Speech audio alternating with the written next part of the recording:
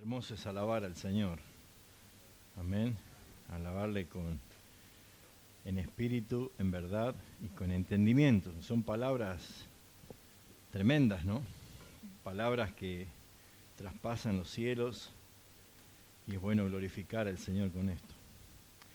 Les invito a abrir sus Biblias en Nehemías capítulo 8. Nehemías capítulo 8.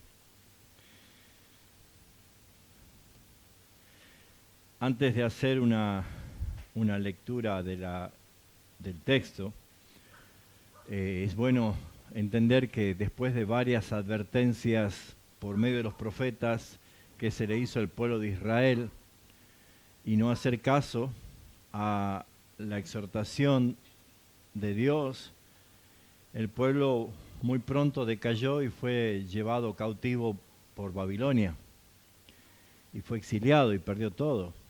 Y fue una gran ruina. Se quemaron las puertas de la ciudad, se destruyeron los muros, se destruyó el templo. Y hubo una gran lamentación y todo el pueblo fue esparcido en diáspora por distintos lugares.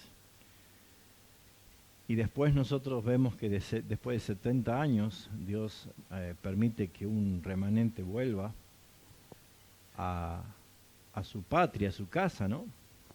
Y naturalmente nosotros podemos ver que la época de Nehemías es donde se relata justamente, siendo él un copero del rey, esa carga por qué será de Jerusalén, ¿no? Y conocemos la historia de Nehemías, que él fue a llevar y empezar a reconstruir, cerrando los muros, cerrando las puertas y luego reconstruir el templo, y fue algo realmente maravilloso, ¿no? Maravilloso. La gran alegría que tenía. Pero debemos partir por algo. Existe una gran diferencia, hermanos, entre reconstruir una ciudad que estaba arruinada que restaurar a un pueblo. Y Jerusalén lo que había logrado justamente era lo primero, restaurar una ciudad, o sea, los muros, el templo, los ladrillos, las puertas. Pero necesitamos entender que después de décadas y años de desolación, ahora los muros vuelven a cerrarse, las puertas vuelven a ser restauradas, se ponen en pie, se reinstalan, y la ciudad comienza a recuperar de a poco la identidad que había perdido justamente por causa de la invasión de Babilonia. Y sin embargo, Dios estaba más interesado en la verdadera necesidad de Israel. La verdadera necesidad no era arquitectónica, sino espiritual. Y a veces nosotros no nos damos cuenta, pero estamos muy preocupados por lo exterior que por el interior. Nos ocupamos más por el edificio que por la vida espiritual de los que integran la iglesia de Jesucristo. Entonces el problema fundamental que había llevado justamente a esta poderosa nación de Israel a caer presa y cautiva y llevada en exilio por causa de los babilonios no fueron por debilidad de sus defensas militares, ni de pobreza en sus recursos, porque había oro por todos lados. La raíz de su tragedia era que habían vivido un alejamiento progresivo de la palabra de Dios. Y durante generaciones este pueblo había descuidado las Escrituras. Había perdido el interés por la palabra de Dios. Y habían comenzado a escuchar voces de falsos profetas, la cual Jeremías le venía advirtiendo: no escuchen a esos falsos profetas que les dicen cosas que Dios no ha dicho. Y habían seguido sus propios deseos antes que los mandamientos de Dios. Entonces, como consecuencia, porque Dios es un juez justo, el resultado de esto es que la nación experimentó una dura disciplina, una dura derrota y una cautividad, perdiendo todo lo que tenían. Y antes de que ellos vuelvan en sí, ya estaban cautivos. Ahora, después de regresar por providencia de Dios a su propia tierra, la pregunta que todos surgían después de reconstruir de nuevo los muros y todo lo que estaba arruinado, la pregunta ya era inevitable, era ¿cómo evitar volver a repetir estos errores? Y la respuesta está acá en Nehemías capítulo 8. Porque allí encontramos claramente una escena, una de las más conmovedoras de la Escritura en cuanto a la historia bíblica, ya que no se trata de una batalla militar ni de un gran milagro.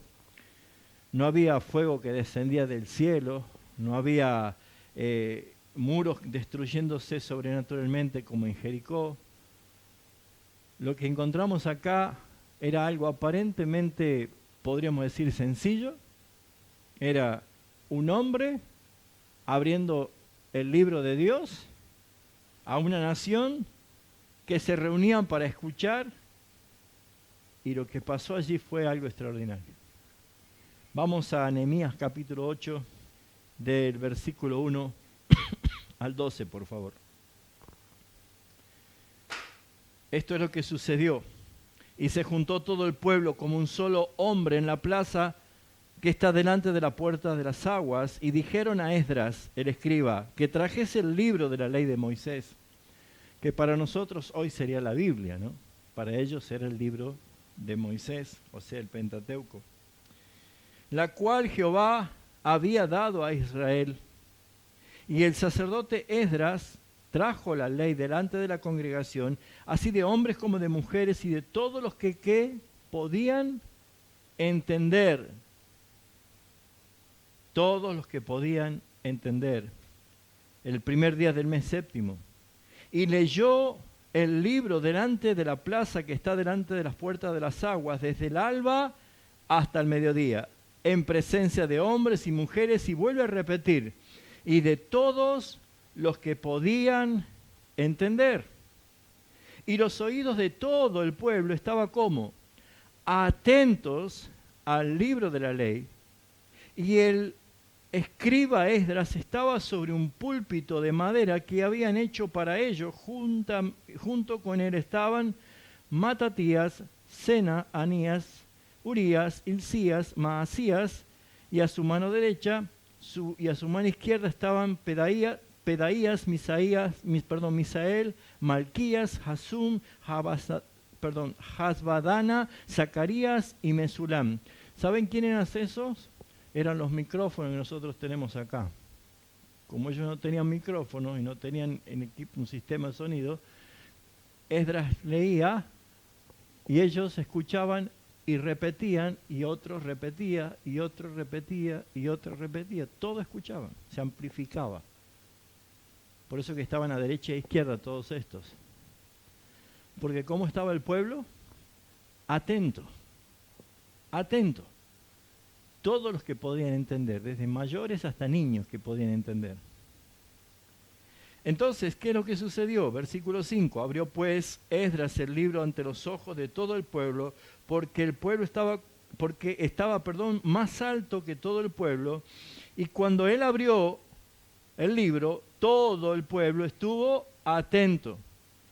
Y bendijo entonces Esdras a Jehová, diciendo, Dios grande, y todo el pueblo respondió, amén, amén, alzando sus manos, y se humillaron y adoraron a Jehová inclinados a tierra.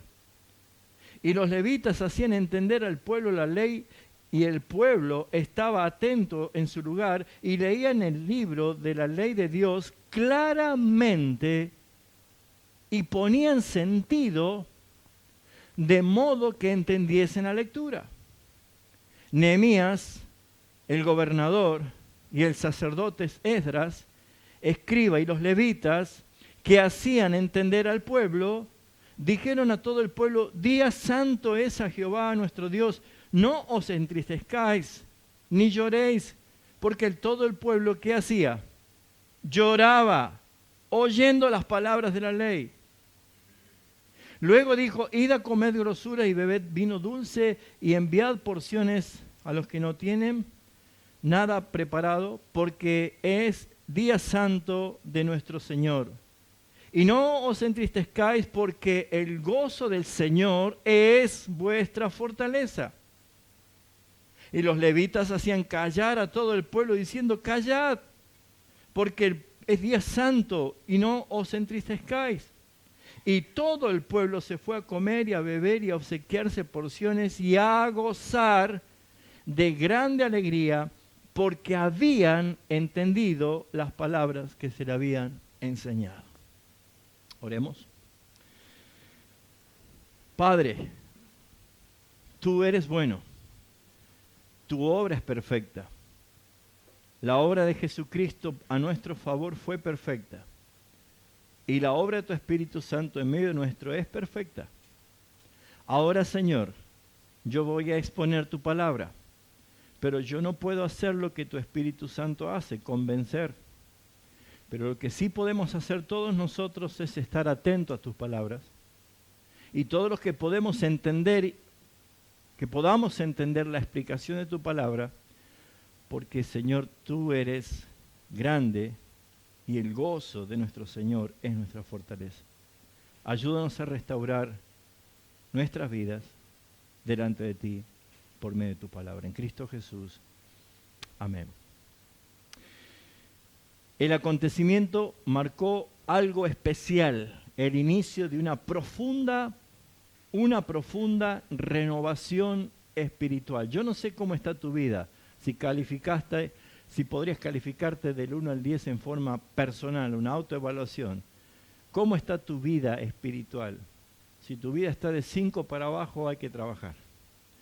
Porque necesitamos nosotros autoevaluarnos delante del Señor. Eso nos dice la palabra. El apóstol Pablo dice que podamos evaluarnos. El Salmo 139, 23 dice que nos examinemos. Pero es importante entender, hermanos, que lo que experimentó el pueblo de Israel en el contexto de ellos, lo que le pasó, es que lo que habían experimentado una renovación espiritual profunda, porque toda verdad que proviene del Señor transforma. Toda. Tanto personal como congregacional. Y comienza cuando el pueblo se une y vuelve a someterse a la autoridad de las Escrituras. Así que quiero solamente en 4 puntos convencerte de que la vida de un creyente depende mucho si la palabra es central en tu vida. La vida de una congregación va a ser diferente si el centro de la congregación es la palabra de Dios. Por eso que el sermón se llama Volviendo a la Palabra. Porque lo que se vive hoy actualmente son muchas cosas que no muestran la centralidad de la palabra y por ende es muy común de que sean cautivos por el mundo. Entonces lo primero que quiero mostrarte, qué es lo que sucedió en esta historia para que podamos analizar juntos y luego aplicar juntos este mensaje. Lo primero es que la restauración comienza sí o sí en la vida de cualquier persona cuando la palabra vuelve a ocupar el centro de tu vida. Es alarmante el nivel de ignorancia que hay dentro de las iglesias evangélicas. Proclamamos que somos cristianos y no conocemos a Cristo. Proclamamos que somos bíblicos y no conocemos la Biblia. Así que deberíamos autoevaluarnos cómo nosotros nos queremos denominar si la Biblia y Cristo no es el centro de nuestras vidas. Y es importante entender que hay algo que aconteció y que esta historia nos muestra un modelo la cual nosotros deberíamos orar en esa dirección. Porque Nehemías nos dice que todo el pueblo se reunió como un solo hombre. Y este punto es importante porque lo destaca, porque allí en la plaza, delante de las puertas de las aguas que se habían reunido, había una necesidad. Y la necesidad era la expresión de unidad que todos estaban viendo después que se había reconstruido toda la parte arquitectónica, faltaba que ellos mismos sean restaurados. Estamos viendo los terribles acontecimientos de nuestros hermanos de Venezuela. ¿Qué creen que vale más para ellos, las vidas o sus edificios que han caído? Personas han perdido familias enteras, padres a sus propios hijos, hijos huérfanos que han quedado. Y lo que ha causado esa desgracia es que pueden pasar muchos años y pueden reconstruir hermosos edificios nuevos, pero ese corazón está deshecho. Ese corazón necesita restauración. Entonces confundir que avivamiento significa tener hermosos auditorios, es una gran confusión. Mientras la restauración no comience cuando la palabra es el centro de la vida de una persona, hay un serio problema. Pero resulta notable ver y observar en este texto que la iniciativa no surgió ni de Nehemías ni de Esdras. El pueblo es el que le pidió. Fíjense en lo que dice: se juntó todo el pueblo como un solo hombre y le dijeron a Esdras, el escriba, que trajese el libro de la ley de Moisés. El pueblo llegó a un punto que decía: basta, queremos escuchar a Dios otra vez. ¿Y saben qué es lo que va a acontecer en este tiempo y hasta el fin de los tiempos? Es que Dios así lo profetizó, que va a empezar a despertar el hambre y la sed, y no de agua y de pan, sino de oír la palabra de Dios. Satanás conspira contra esto con una perfecta expresión de un sistema que lo que más le resulta atractivo es la distracción. El cristiano no está ignorante porque no tiene recursos, sino porque está demasiado distraído y pierde mucho tiempo. Pero lo que nosotros vemos en esta historia es que ellos son los que pidieron. Fue el propio pueblo que pidió que trajesen el libro de Dios para leer lo que Dios había expresado a través de Moisés. Y esto nos muestra que una de las primeras evidencias de una obra genuina de Dios en el corazón de una persona es que Dios despierta el hambre de escuchar la palabra del Señor. Dios es el que despierta en mí la necesidad de escuchar su palabra. Cuando una iglesia dice queremos oír la palabra de Dios, presta atención porque Dios está empezando a obrar en esa iglesia. Pero cuando hay iglesia que primero se monta todo un show y luego la palabra simplemente es un momento nada más, o reemplazada la Biblia por una pequeña lectura de un celular. ¿Y para qué vamos a hablar de los sermones hechos con ChatGPT? Déjenme decirle, mis hermanos, que hay un serio conflicto. Pero cuando hay la necesidad de escuchar la palabra de Dios, de volver al centro de la Escritura, presta atención que esa es la evidencia más grande que Dios está empezando a restaurar a ese pueblo. Porque el hambre espiritual siempre precede al crecimiento espiritual. Primero el hambre. Y nadie madura de la fe mientras esté simplemente indiferente a las Escrituras. Nadie va a madurar. La fe viene por el oír, y el oír por la palabra de Dios. Por eso es que la gracia produce en el creyente el anhelo creciente de conocer su voluntad, de deleitarse en la palabra revelada por Dios. Y lo que conmueve claramente en esta escena que nosotros estamos viendo es que fue justamente el pueblo que no le pidió ni entretenimiento, no le pidió restaurar las cosas que tenían antes que Babilonia lo destruya para que ellos estén bien, no les pidió novedades, no les pidió nuevas experiencias, le pidió volver a la palabra, volver a escuchar, porque entendían que lo que había sucedido era justamente por causa y consecuencia de haber descuidado lo más importante que un hijo de Dios necesita, la comunión con el Padre. El pueblo pidió escuchar la ley del Señor. Habían comprendido que algo que muchas veces hemos olvidado, que el problema fundamental de cada persona no es la falta de información de la verdad. El problema del corazón humano es que ha dado la espalda al Señor. Por eso es que no necesitamos nuevas filosofías, nuevos programas y estrategias de marketing para hacer nada. En estos días que nosotros estamos viviendo, mis hermanos, existe una abundancia extraordinaria de recursos cristianos. Nunca antes hemos tenido tantas posibilidades de tener acceso a libros, a literaturas, a conferencias, a redes sociales, a clases en línea, miles y miles de horas de contenidos. Sin embargo, es muy posible consumir todas esas enormes cantidades de material cristiano y permanecer bíblicamente aún superficiales. Estamos, hermanos, viviendo en un tiempo donde muchos edifican su teología por TikTok. y no tienen un tiempo con la palabra del Señor. Ya no hay tiempo para escuchar un sermón de 45, 50 minutos. Mejor algo que dure 30, 60 segundos es suficiente. Y cuando cortamos y extraemos simplemente frases impactantes, nos estamos perdiendo todo el análisis de un sermón.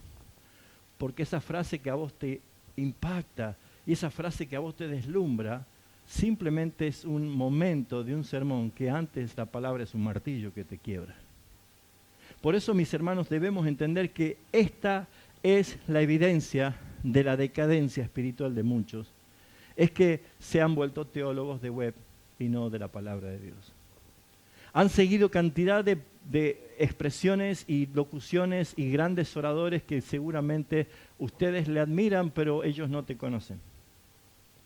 Porque no te conocen. Y este es el momento en el cual nosotros tenemos que empezar a ver que lo que Dios nos está diciendo es que como iglesia, como pueblo, ustedes se ocupen solamente de exigir que el que se para acá adelante le hable palabra de Dios. Por eso es que es importante, mis hermanos, lo que estamos viendo acá, porque es imposible consumir enormes cantidades de material cristiano y que tantos cristianos permanezcan en ignorancia. ¿Usted sabe que Jesús dijo que antes de su venida va a venir una gran apostasía? ¿Usted sabe que va a haber muchos falsos profetas y falsos maestros? Cuando le preguntaron al Señor cuál sería la señal de su venida, Él comienza diciendo, mirad que nadie los engañe. El engaño es la principal arma. Satanás no va a venir con una clara oposición a la palabra, sino con una sutileza que parece verdad y es una mentira. Por eso es que es importante ver que la escena de Nehemías capítulo 8 resulta verdaderamente relevante, hermanos, porque antes de construir cualquier cosa, Israel debía volver a escuchar al Dios que ellos habían negado. Se habían llenado de falsos profetas. Por eso es que el punto 2 es importante para destacar de lo que observamos en estos 12 versículos. La restauración continúa cuando la palabra es entendida. ¿De qué sirve predicar algo que no se entiende? Y qué triste es predicar algo y que el pueblo no entienda. Por eso, mis hermanos predicadores, nunca prediquen algo que no está claro para ustedes primero. Porque si no va a ser confuso para el que lo escuche. Todos debemos prestar atención a lo que el texto repite varias veces, de modo que podían entender. De modo que podían entender. El resultado de una buena enseñanza no es la exposición, sino el aprendizaje. La gente necesita entender. Y el texto no solamente enfatiza que leían la ley, sino que destaca que fue explicada. Fíjese en el versículo 8.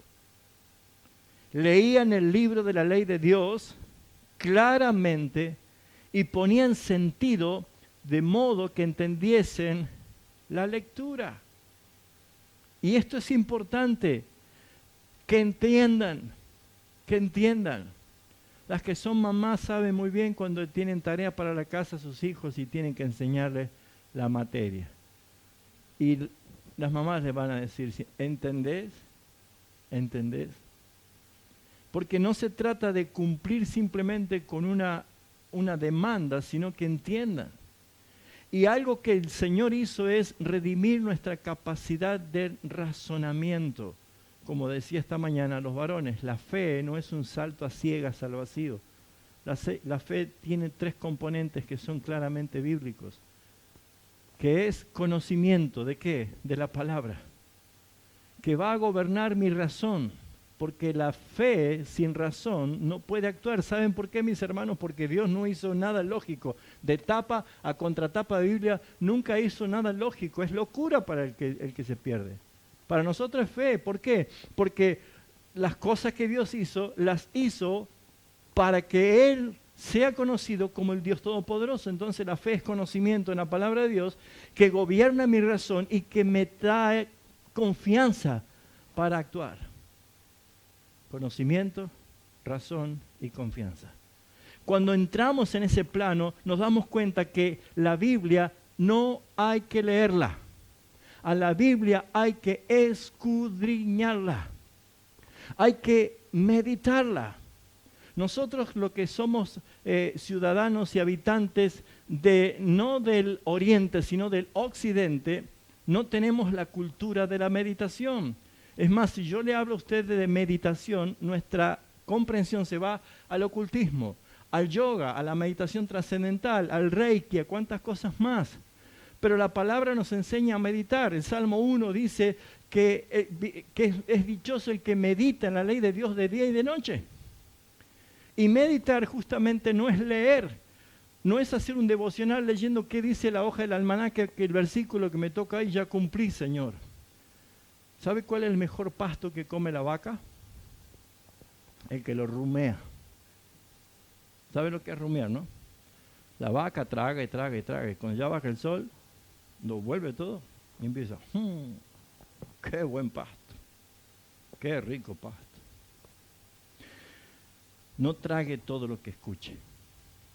No diga amén como un loro. Estudie, discierna, escudriñe la palabra. Haga que se pueda entender. Por eso es que la afirmación constituye en uno de los fundamentos más importantes de la predicación expositiva, es que exponemos el texto, no la idea del predicador.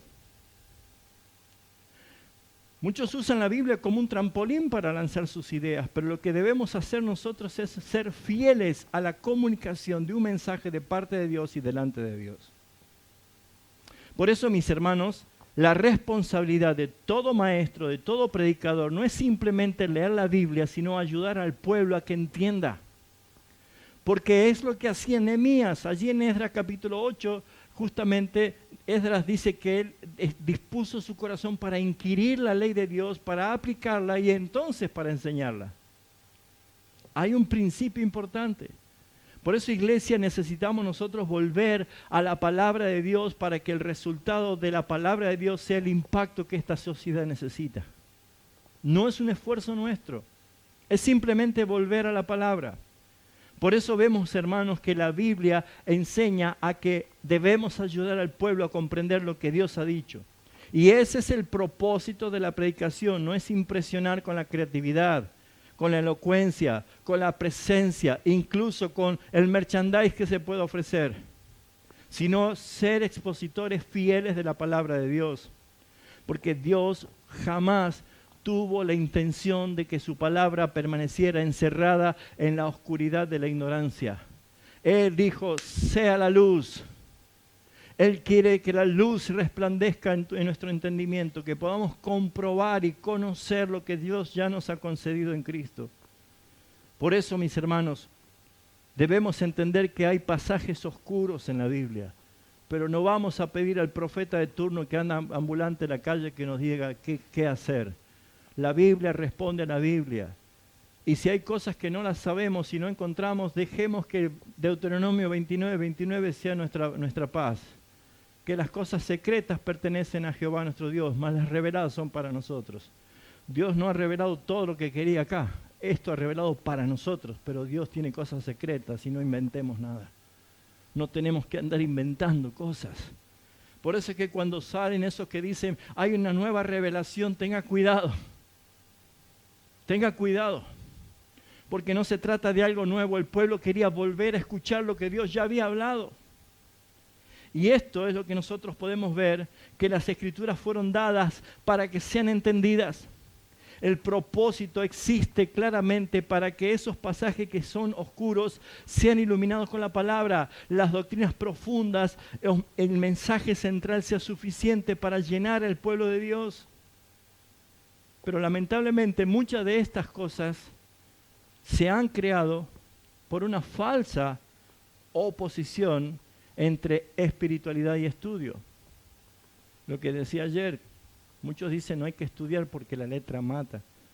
No le tenga miedo a eso, porque lo que nosotros vemos claramente que el Espíritu Santo fue enviado justamente para hacernos recordar la palabra del Señor. Algunos consideran que profundizar en la doctrina puede apagar la vida espiritual, pero sin embargo es todo lo contrario. La Biblia enseña exactamente lo contrario. Si nosotros sacamos la Biblia de la iglesia, estamos apagando la luz, porque dice que es lumbrera a mis caminos. ¿Cómo va a caminar alguien sin la luz que proviene de la palabra? Si yo saco la Biblia de la vida de la iglesia, la gente va a andar en suciedad y no en santificación. Jesús dijo, santifícalos en tu verdad, tu palabra es verdad. Si yo saco la palabra de Dios de la vida de una iglesia, dejo de tener la sabiduría que viene de lo alto. Por eso es que este mensaje, más que nada, es una exhortación, amados hermanos, que no solamente como iglesia se reúnan, sino que su vida espiritual sea una vida entregada a la palabra del Señor. Porque las cosas cambian. Porque no estamos leyendo un libro muerto, estamos leyendo la palabra viva de Dios. Por eso es que la iglesia necesita volver al estudio serio de las Escrituras. ¿Ha leído alguna vez un libro entero? ¿Entero? ¿Sí? Mire, esta noche cuando se vaya usted puede leer un libro entero. Le puede demorar 2 minutos 55, si lee bien. Abdías es un libro.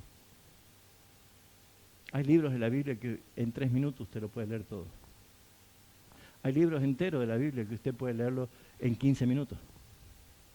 ¿Sabe? El libro más largo de la Biblia usted puede leerlo en 3 horas y media. Lo que dura una serie de Netflix es mucho más.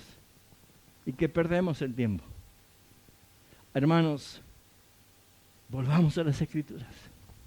Volvamos a la palabra de Dios. Necesitamos discípulos que aprendan a interpretar correctamente la Escritura para enseñarla. Necesitamos congregaciones no que formen frases inspiradoras para colgarla en un muro de internet, sino profundizar la palabra para exponer la palabra. Número 3. La restauración se profundiza cuando la palabra confronta al corazón. Si usted leyó la palabra y todo sigue igual, usted no entendió nada. La palabra de Dios es un martillo. Por eso es que hay tantas personas que hacen de la palabra un pretexto de sus intenciones. No sé acá, pero allá en Tucumán, La Gaceta, uno de los diarios principales de Tucumán, tiene una columna donde escriben los de la metafísica. ¿Y saben con qué ponen sus ideas? Con la palabra de Dios. Utilizan textos bíblicos. La palabra de Dios puede ser usado incluso para el mal. ¿Sabe quién usó la palabra de Dios para tentar a un hombre? Satanás. Nada más y nada menos que a Jesús. Porque él también dijo, sí, escrito está, y citó un salmo. Por eso, hermanos, la palabra y la restauración de un pueblo y la restauración de una vida de un creyente se va a profundizar, no solamente comienza, sino que ahora se profundiza, cuando la palabra de Dios confronta tu corazón. Porque ¿qué sucedía a medida que ellos leían, que Esdras iba leyendo la palabra y era explicada? ¿Qué pasaba con toda la multitud que empezó a escuchar? ¿Qué pasaba? Empezaron a llorar, a entristecerse y a llorar. Y aquellas lágrimas no fueron un producto de un hermano que estaba con el piano allí tocando una nota menor para que provoque la sensación de dolor. Porque es fácil crear una atmósfera, hermanos. Es fácil manipular una emoción. ¿Sabe cómo se termina la gran alegría y una profunda tristeza? Falta que en un casamiento, en una fiesta grande, alguien diga se murió la abuela. Y se terminó la fiesta y todos pasamos a llorar. Porque la emoción es frágil. Y si usted vive por emoción, va a ser frágil. El Señor nos llama a vivir por convicción, no por emoción. Y la convicción es lo que se afirma en la palabra del Señor. Por eso es que hoy se puede manipular. Hoy se pueden bajar las luces y se pueden poner luces de color y hasta tirarte humo, ponerte una hermosa música para lograr la manipulación. El orador que sabe usar la oratoria va a modular su voz de tal manera que logre manipular tus emociones. Porque si yo empiezo a hablarle así, usted va a llorar en 5 minutos. Ellos no lloraron porque había una manipulación. Ellos no lloraron por una atmósfera de tristeza que había en el ambiente. Ellos comenzaron a llorar. Nadie los llevó a esa atmósfera sentimental. Fue la misma palabra de Dios que produjo la convicción de pecado y el quebrantamiento del corazón. Por eso es que si usted quiere ver la realidad de su propia vida, no le pregunte, ChatGPT, ¿qué opinas de mí? Vaya a la palabra y le aseguro que usted también va a empezar a llorar. Porque dice Hebreos 4:13, he aquí todas las cosas están abiertas y desnudas ante los ojos de aquel a quien tenemos que dar cuenta. ¿Y de quién está hablando? De la palabra. Porque la palabra de Dios es viva y es eficaz y es más cortante que toda espada de 2 filos, que penetra hasta partir el espíritu y el alma, las coyunturas y los tuétanos, y discierne los pensamientos y las intenciones del corazón. Nadie más te conoce que Dios. Y por eso es que nosotros muchas veces no queremos ir a la palabra porque muestra nuestra desnudez. Hermanos, estamos viviendo en esta era de la inconformidad. Mire, si a usted no le gustan sus ojitos negros, hay filtros ahora. Usted se puede poner filtro y le salen unos hermosos faros azules. Usted puede sacarse una selfie sin arrugas, con un cutis privilegiado. Pero eso es ficción. No es real. Porque, hermanos, un espejo es demasiado honesto, ¿no es cierto? Mejor vamos a usar filtros. Porque nuestra propia naturaleza huye de la verdad. No hay quien busque la verdad. Es el Señor el que trae por su palabra la convicción de pecado. Y al escuchar la Escritura, el pueblo de Israel pudo verse a sí mismo a la luz de la santidad de nuestro Dios. Y allí se dieron cuenta que habían pecado. Allí se dieron cuenta que no valía de nada sus rituales, sus cultos y cuantas cosas más, como dice Isaías capítulo 1. No me traigan más estos tipos de ofrendas que no las puedo soportar. Me es abominación porque están manchados de pecado. Vayan, lávense y estemos a cuenta luego. Por eso, mis hermanos, escuchar las Escrituras, Israel pudo ver lo que era delante de un Dios santo. Comprendían cuánto se habían apartado del camino del Señor. Descubrieron de muchas maneras las trágicas decisiones que los llevaron a deslizarse de la palabra del Señor. Esta sigue siendo hoy una de las funciones esenciales de la palabra. Cuando la palabra es expuesta, desnuda el alma del oyente, nos revela la santidad de nuestro Dios y la corrupción nuestra. Nos muestra la perfección de su voluntad y entonces es allí cuando la figura del Salvador aparece. Porque ¿quién entrará a tu lugar santo? ¿Quién entrará y habitará en tu lugar santo? El limpio de manos, yo no lo soy. El de puro corazón, yo no lo soy. El que no ha curado con engaño, yo no lo soy. ¿Usted lo es? ¿Quién es el Rey de Gloria? ¿Quién es el único que las puertas eternas se abren? Es Cristo.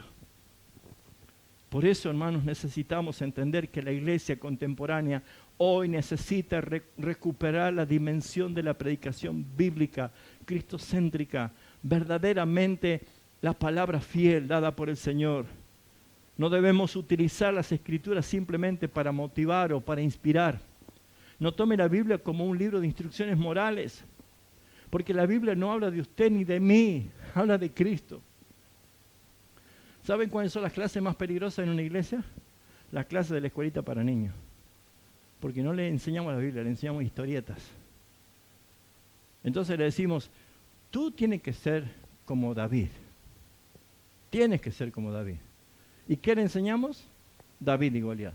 Pero no le enseñamos que fue un adúltero que mandó a matar al esposo de la mujer que cometió adulterio. Entonces no sea como David. Sea como Abraham. Debe ser como Abraham, el padre de la fe. Ese sí que es un buen ejemplo. Pero no encontramos que Abraham entregó 2 veces a su esposa para acostarse con otro para salvar su pellejo. ¿Así? No sea como Abraham. Sea como Sansón. Y empezamos a descartar. Ninguno de los personajes bíblicos son para que hagamos de ellos superhéroes. El único es Jesucristo. Apunta a Él. Entonces, si no vemos esto, hermano, nunca vamos a enfocarnos en la gracia y en la verdad del Señor. Porque nosotros tenemos la soberanía de Dios y a la vez tenemos la responsabilidad humana delante de Dios de obedecer. Por eso, mis hermanos, debemos permitir que Dios vuelva a ocupar el primer lugar en tu vida. Número 4, para ir concluyendo. La restauración culmina. Ya lloraron, ya se compungieron, ya escucharon el mensaje.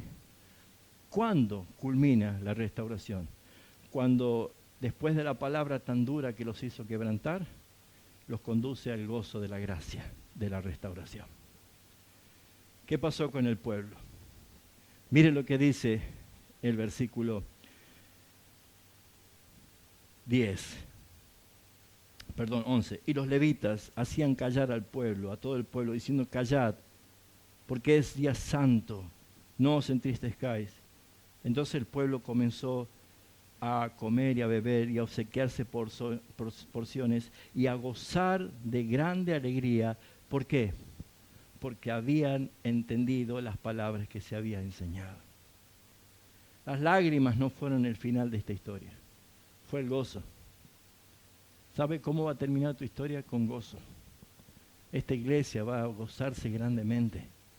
La gente que entre por esa puerta, la gente que se encuentre con vos en la calle, en el trabajo, va a empezar a ver gozo. Porque es el resultado de la palabra de Dios en el centro de tu vida. Por eso, mis hermanos, Nehemías, Esdras, los levitas exhortaban al pueblo a que no permanezcan en tristeza. ¿Y qué es lo que le dice justamente? Que el gozo de Jehová es vuestra fuerza. La palabra había producido un quebrantamiento, pero ahora los conducía a la esperanza, al gozo. No era simplemente la restauración arquitectónica del lugar, ahora empezaba a restaurarse ese lugar donde Dios quiere morar. Y así es como uno vuelve cuando vuelve arrastrado del mundo con cicatrices y muchas marcas. Dios es un Dios que santifica por su palabra. Esta es la característica más hermosa de la revelación divina. Dios nunca expone nuestro pecado en propósito de destruirnos. Lo hace para conducirnos al arrepentimiento verdadero y mostrarnos en su abundancia gracia la obra redentora de nuestro Señor Jesucristo. Toda la Escritura apunta fielmente a Cristo. La ley revela nuestra incapacidad de salvarnos. Y nosotros mismos, por el Evangelio, nos damos cuenta que no podemos salvarnos a nosotros mismos. Es la obra del Señor perfecta que nos llama a obedecer su voz. La palabra nos muestra profundidad de nuestra necesidad de que podamos apreciar la grandeza de la providencia de Dios. Por eso, mis hermanos, el resultado final de esta exposición bíblica allí en Nehemías capítulo 8, lo más urgente es que resaltemos que el pueblo nunca ha sido la innovación que lo trajo a la restauración, sino el regreso al diseño original. Israel no necesitaba una nueva revelación. Necesitaba volver a lo que Dios ya le había dado. Y la palabra la tiene usted. Ámela. Ámela. Lo que sucede con nosotros hoy, ¿cómo aplicamos esto? La solución para la debilidad espiritual de nuestras familias, de nuestros matrimonios, de nuestro hogar, aún de nuestras iglesias y de nuestras propias vidas, la restauración, la solución, no se encuentra en métodos. No se encuentra en métodos sofisticados, ni experiencias impactantes, ni fanatismos religiosos. Solamente se encuentra en volver a la Escritura. Volver a que el centro sea la exposición de la palabra. Ayer les pregunté cuántos venían de la iglesia romana. ¿Se acuerdan dónde estaba el púlpito en la iglesia romana? A un costado. ¿Qué hay acá? Una mesa. De ahí viene la palabra misa, en latín, mesa. La mesa. Y el púlpito allá al costado. ¿Sí o no? Mire que yo no fui católico. Pero ustedes sí, ¿saben o no? Está a un costado. Y el laico que lee de un costado. La palabra no es el centro. La palabra no es el centro. Lo que hizo la Reforma y Martín Lutero justamente puso la palabra, porque antes se leía en latín y de espalda. Vaya a entender usted qué decía. Ahora usted tiene la Biblia en sus manos. Usted tiene la Biblia en sus manos. No la reemplace por un celular, no la reemplace por algo cómodo. Vuelva usted a decirle al chofer del Uber, vuelva, que me olvide la Biblia. O cuando dice me olvidé el celular, no, le pago el doble, vuelva. ¿Qué ocupa tu lugar?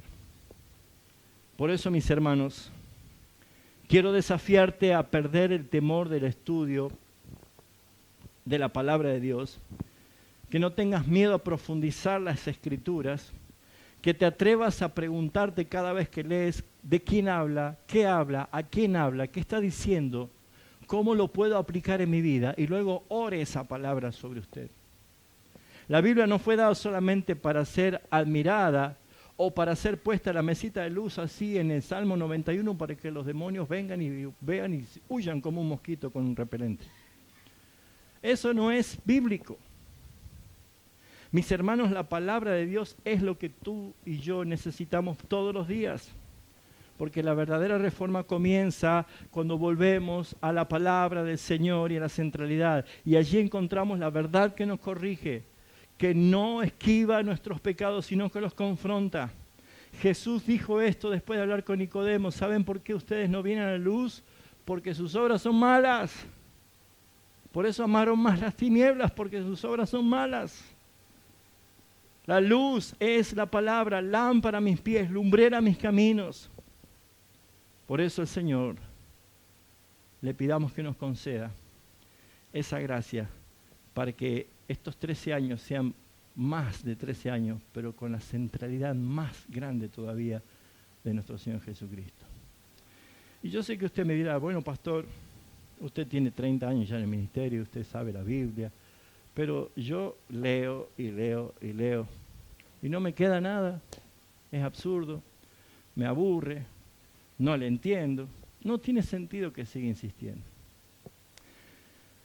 Una vez un abuelo estaba con su nietito calentándose una noche de invierno en un brasero y le dijo al nieto, lee la Biblia por favor. Mientras el abuelo tomaba una canastita de mimbre que tenía carbón y entonces le iba poniendo en la brasa. Y entonces el nieto leía y el abuelo iba simplemente poniendo. Llega un momento que el nieto dice, basta abuelo, basta, no tiene sentido, no insista, no me queda nada. Lo intento 1000 veces, leo y leo, no me queda nada, no me pidas más. A todo esto el abuelo ya había puesto el último carbón allí en la brasa y le dice, mira hijo, quiero que vayas corriendo con la canastita y me traigas agua del arroyo. El nieto vio que era una canasta de mimbre y lo miró al abuelo como diciendo, pero abuelo, anda por favor. Entonces el nieto fue corriendo y metió la canasta y cuando volvió no le traía nada de agua. Se iba todo. Abuelo, no puedo traer agua. Anda rápido. Y fue corriendo y volvió corriendo y no le quedaba agua. Basta, abuelo, es imposible. Anda varias veces. Y entonces el nieto iba y venía, y nunca quedaba agua. Dice, basta, no insistas, abuelo, no tiene sentido, no queda nada. Y le dice, bueno, pero ¿podés mirar cómo está la canasta? Y cuando él envió la canasta estaba como nueva. No había nada de rastro de carbón. Y él le dijo, así es la palabra de Dios. Tal vez no retengas todo acá, pero la palabra del Señor nos santifica y nos limpia todo el tiempo que nosotros la leemos. Lea, escudriñe, nunca dejes que este libro, que le costó la vida a muchos mártires, a lo largo de la historia sea para vos un descuido. Volvamos a la palabra. Que el Señor te bendiga.